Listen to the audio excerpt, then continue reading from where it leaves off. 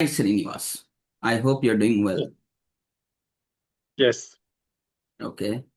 Uh, Srinivas, I have received your CV regarding for the position of, Power BI specialist. So I'll be asking you few questions related to Power BI, and you also have an expertise. As I can see, you also have an expertise in SQL, right? So before jumping into the questions, I would like to know more about you. So can you please introduce yourself? Yeah. So first of all, thank you for the giving the opportunity, Krishna. So for the interview. So my name is Srinivasu. I have overall 6 years of experience in IT industry, which includes 4 years of experience in Power BI and 2 years of experience in SQL, the related database. And I completed my postgraduate MBA from JNT University. So coming to work. Till now, I worked in multiple domains like finance and marketing and pharmaceuticals projects and banking domain. So I am a good expertise like a Power BI tool and also such areas creating interactive dashboards and writing DAX queries and creating data modeling and Power BI services. And also additionally, I have a good skills like writing SQL commands so when we need to require the data validation and also sometimes needs to require the data manipulating the tables something changes. So by that time, so I can use the SQL queries. So and coming to my last my project, like the project is a finance domain, and the project is a migration from ClickSense to Power BI. So my role is contribution like completely creating reports and deploying the end users. So the completely part of the contribution from my side.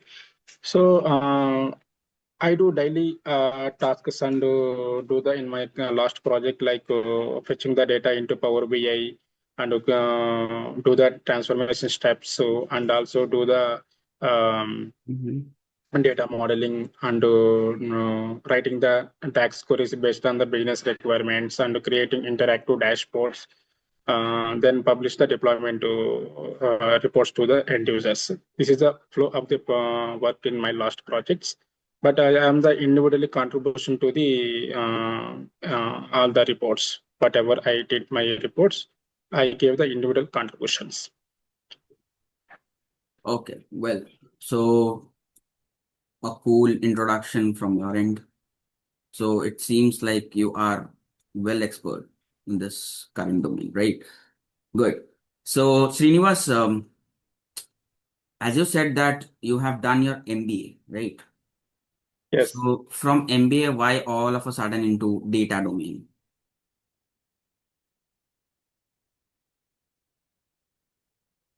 Sorry. From MBA, why all of a sudden into data domain? No, basically MBA. So I completed my MBA in the specialization financial and business management specialization course. So I love business analysis and to improve the business development and thinking the business improvement towards increase the business growth. This kind of things. So I love. So that's why I choose to data analyst role in All right. IT side. All right. So, uh, Srinivas, tell me, how would you scale yourself on a scale of 10? Okay, when it comes to Power BI? Yeah, so I can give 8. 8 out of 10. Okay, so let's get started. So my first question is, can you please explain me the context of text transition in DAX? And can you please provide me with a real-time example?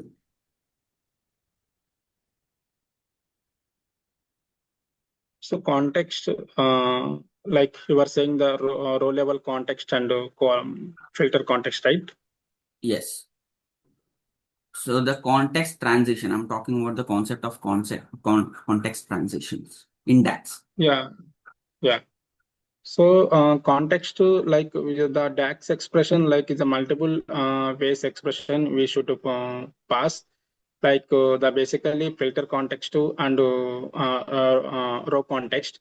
Okay. The filter context, like the particular, we can give the filter condition pass particular, for example, region wise. For example, region multiple values are there. So Okay. particularly region wise data should be showcased at visual level. So that scenario we can use the filter context level, like Okay. pass the expression filter particular name and equal to the region value. So Hmm. that is a called filter context. So coming, whereas the row context, like always we can use the row context to the tax expression function, iterate functions like sum Hmm. x, min x, row average x. These are all the row level context. The behavior of the tax expression row level context. So it is the scanning the row by row all the values and give the returns. This is a difference between the context values. Okay. So have you ever used it in real time? Yes, yeah. So let's assume that you need to optimize a complex Power BI report for faster performance. So as an Hmm. individual contributor, Srinivas, what are you going to do? Schemas. Using You were asking to case schemas. I need you need to optimize a complex Power BI report for faster performance. Yeah. So we can do multiple ways. So like for example, firstly we have to do the ETL transformation steps, which were implemented. The is a transformation is whether it is properly implementation. We have to maintain the query folding. The query folding, the one which will be improve the performance optimization. And the second thing we have to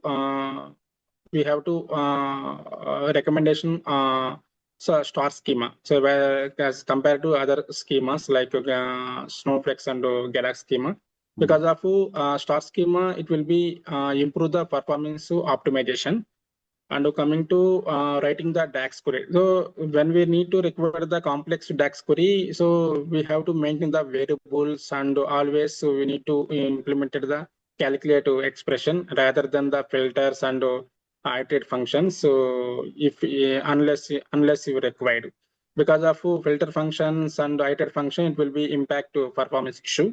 So as soon as avoid those functions while writing the DAX expression.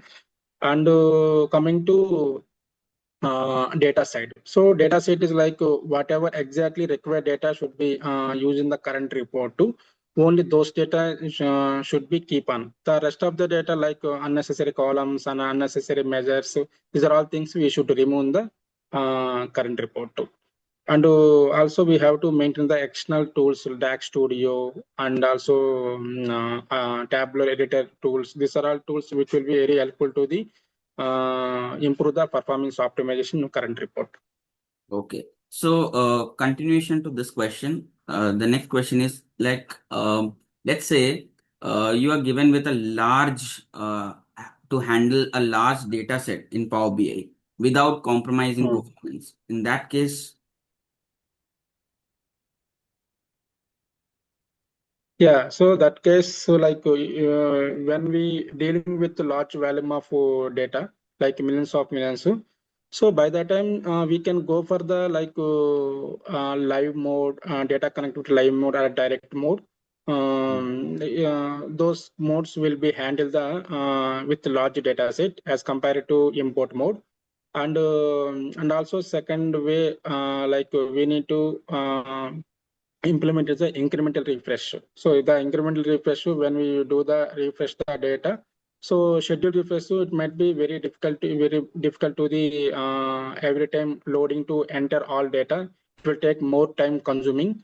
That's why we can implement it the incremental refresh, the which will be the only certain range of the data frequently loading. So the past, whatever the past historical data should avoid. Only latest like last 1 month or no, 2 months or 1 week based on the client requirement.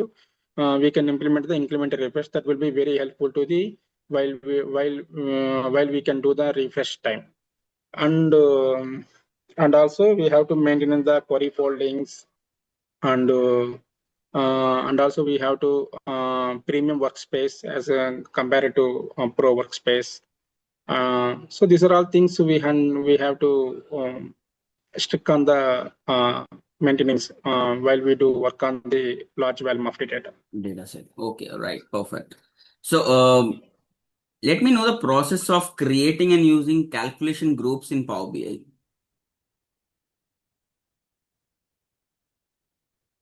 Calculation groups.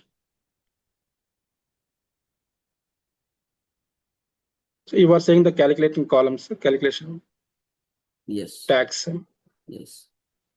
Yeah, see the process, like firstly, whatever respective data required, we have to fetching into the Power BI from the different databases, like for example SQL and Databricks and Snowflakes, whatever is databases. Then we have to do the ETL transformation. I think every project we should the ETL transformation. Like everyone, we should not get receive the exactly actual data. So because of raw data is always something needs to be do the ETL transformation. So we can do the firstly ETL transformation, then we again back to Power BI desktop itself, where we have to do the firstly second step is the creating data modeling. So creating data modeling. So we should maintain the proper data model. That is a main important, because of data very important to the affect the performance issues. So that's why we have to identify the which tables are dimension and fact tables. So we have to do firstly identification, then uh, do the check the proper key columns. So like foreign key and primary key, whatever key columns are available in the tables itself. Then we have to make the connection one to many. The cardinality, the most recommend is a one to many or many to one. That is a best way to improve our performance optimization. So unless I need to require avoid the many to many connections. So and the third step is then we can do the writing the DAX query. So very most important the DAX query writing, because of that is the main purpose of to improve showcase our reports values based on the business requirements. There is the main point of the writing the business requirement with help of the DAX expression. So we have to do multiple ways to write the DAX expression, like measures, calculate columns, and summarize tables. And these are all different parts of writing the DAX expression. Firstly, what we need to understand the business requirement exactly. Based on that, to whatever suitable expression, then we have to follow the same expression while doing the DAX expression. Okay, okay, fine, fine. So, Srinivas, for you, what is the concept of composite model in Power BI and how can you use it effectively?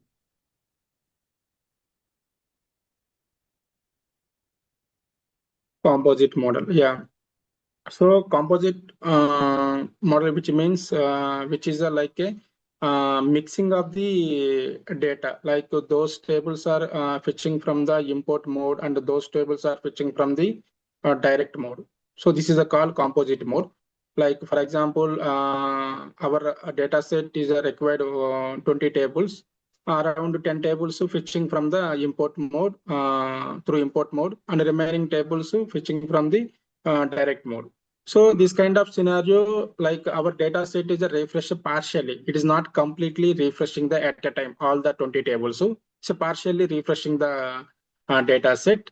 And we have to maintaining the same, this is the same way. And again, remaining part is like whatever do the ETL transformation, data modeling, and remaining part is same way. It is will not it might not be any differences.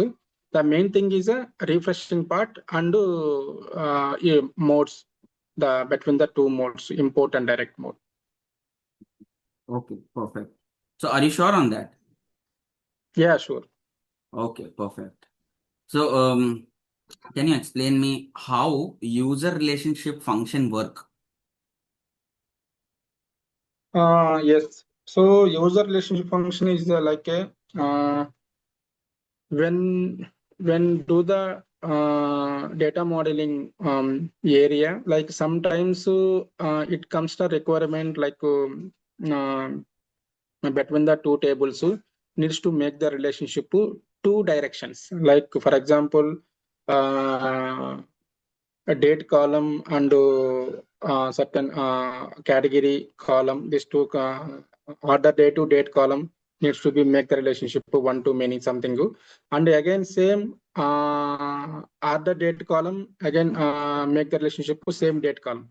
Like this two. This is the way of the requirement. Sometimes it comes. So by that time, like our Microsoft documentation, based on the Microsoft documentation, between the two tables, only one direction is active. When we implemented the relationship, only one direction active. If you need to make two direction, then the second direction it will be inactive. So that's why the inactive data doesn't fetching the values into visual level.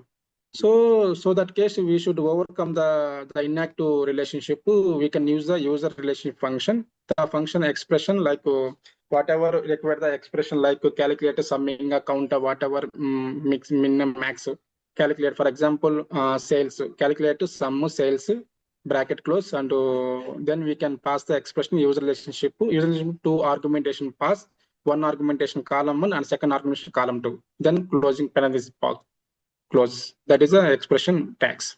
Okay, but when would you use this? Yeah, inactive. Okay. The data modeling the between the two tables.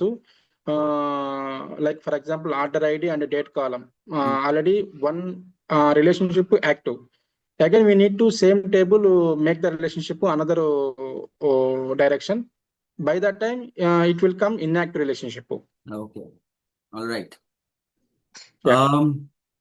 Well, are you aware of Power Query M language? Yes. Okay. So explain how do you use it for advanced Yeah. data So transformation?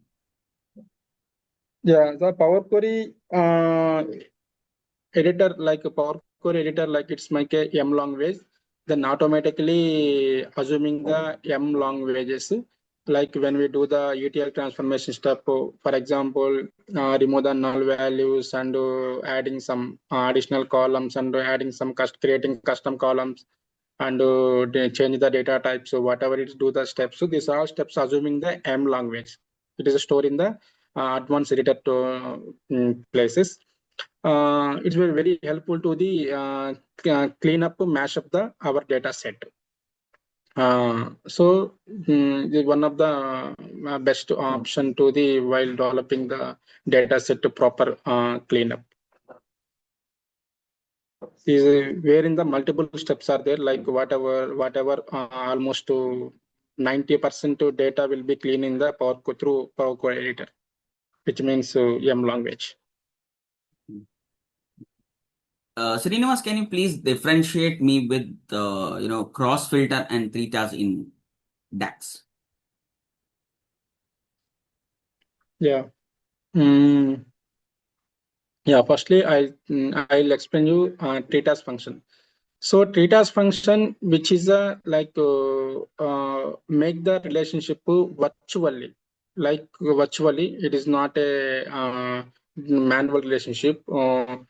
For example, the scenario when we need to it comes to a scenario between the two tables, we should not make the relationship, but the between the two tables it should be comes to something value, fetching the value in at a visual level. So by that time, the treatise function, which very helpful to the writing some DAX expression. Like for example, between the two tables, so uh, common like IDs name. For example, if I take a let's say take a ID. Column A ID numbers and column B ID numbers. So between the two ID numbers, we should require count. But officially between the two tables, we don't want to make the any relationship. So by that time, the treatise function very helpful to the achieve the count. Correct. This is a scenario we can useful treat function. Okay. Yeah. Then whereas coming to cross filter, which means like between the two tables, sometimes bidirectional relationship between the both table bidirectional it will be effective performance issue. So that we should overcome the performance issue. We can use the cross filter function. Cross filter function like same. We can pass the argument to two arguments, so column 1 and column 2, and last direction argument pass like both. Between the two table, we can choose the option both. Which means both table data, both ways data flowing directionally, both ways data flowing. This is called cross filter functions. All right. Fine. So I'm done with the Power BI part. Let's Okay. jump into SQL. So how would you like to rate yourself when it comes to SQL? Yeah. So I can give 5. 5. Okay. So just let me know the difference between clustered and non-clustered index, and when would you use each of them? Yeah. So index. So index like it is a benefit of the index. Fetching the retrieve the data from the database quickly. That is the main purpose of we need to create the index. Index basically two types: cluster, non-clusters. So cluster is the particular any column we should create the index. So this is the way of implementing the index. So index cluster query, the cluster is like giving the proper order and like ascending order, proper order mm, and allow the only distinct values. Whereas coming to non-cluster values, same way the implementation. So non-cluster as also. But is a non-cluster also, it is including the allow the duplicate records. So this is the things difference cluster non-cluster. Okay, fine. Well, so this was all about the SQL part. Now I have few more questions, Srinivas. Okay, let's take another other question. A manager demands, let's say your immediate manager demands a report in 24 hours, right? Okay, but 30% of your data is missing. 30% of your data is missing. What step would you take to deliver actionable insights? Missing means where in the database means the table itself missing Yes, or source side missing something. data set. Status. Yeah. So firstly, so in this scenario, firstly I have to analyze the what kind of data missing in the table itself. So the same whatever data showcase at data, table side, the same data is available in the source side. Firstly, I have to check the I have to cross check in the source side. Source side is for example, source side is the data is including the remaining 30% also data available, but in the SQL side it does not available in the table itself. I think this kind of things very Okay, very sometimes. let's assume that in the source side there is a non-availability of 30%. In that case, what are you doing? Yeah. Yes. Yeah. That is what I was trying to tell you. This is a Okay. very rare scenario. It's come like whatever source side data available, the same data will be populated in the database side. Okay, perfect. So, let's say one of your company stakeholders hints that altering a data set could secure more funding, right? So how would Hmm. you respond to that? Okay. So that data is there should be keep the secure. What kind of approaching So a take the steps? stakeholder hints that altering a data set could secure more funding, right? Mm. So how would you respond to that?